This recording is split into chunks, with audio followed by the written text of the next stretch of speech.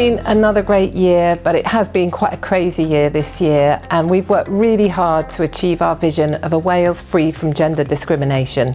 We've connected, we've campaigned and we've championed, but of course we haven't done it alone and we can't achieve our vision alone. So we wanted to celebrate by making this film and showcasing some of the incredible work that our members and other women have done this year. Well, there are huge challenges at the moment with the pandemic. The biggest one really that comes through when we speak to people is very much the restrictions around partners being involved in maternity care settings. For women themselves, where they are having to attend settings alone, they are maybe finding out news that is difficult, sometimes devastating. They're having to take information on board, and they're also sometimes having to make very difficult decisions alone. So what I have done is I've written to the ministers, I have co-signed open letters and supported really campaigns that are lobbying the government to make those changes. Some of the challenges that we faced during lockdown is that the clients that we support, with the one-stop shop being closed, it's not possible for them to come out to seek help. So a lot of them are stuck at home with their domestic abuse issues. We managed to develop what we call a gardening project. We are able to ring up women and ask them about the plants. How are your plants doing? Have they sprouted? Have you watered them? How often do you water them? In between that, we could discreetly speak about domestic abuse without being sassed by the perpetrator. It helped us reach out to people that we would not normally have reached out during this crisis.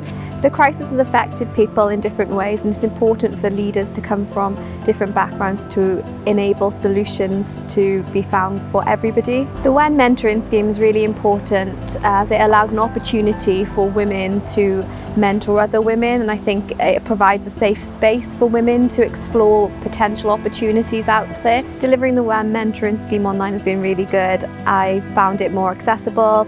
We are able to fit it around work and also childcare, so it's been a lot more flexible as well.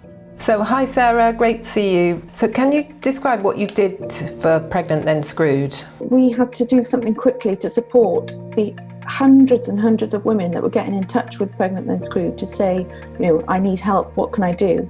So we set up a phone line. That was done very quickly. Within, a couple of weeks, we had a group of women who were all volunteers with Pregnant Then Screwed that were working shifts, 2 hours at a time, whatever we could manage, to run that phone line and be that support to women who had no one and needed help.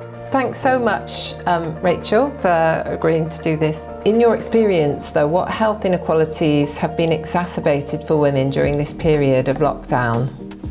Well, I think it's fair to say that women have a lot of issues with accessing healthcare anyway, in particular with things like pelvic health issues, endometriosis and a range of other conditions.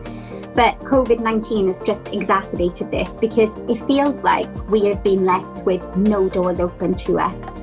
And how has FTWW helped you? They've helped me because it's given me a place to go and a place for my voice to be heard. I think it empowers women. It's given us the resources and the tools to actually fight for our treatment and to take things forward.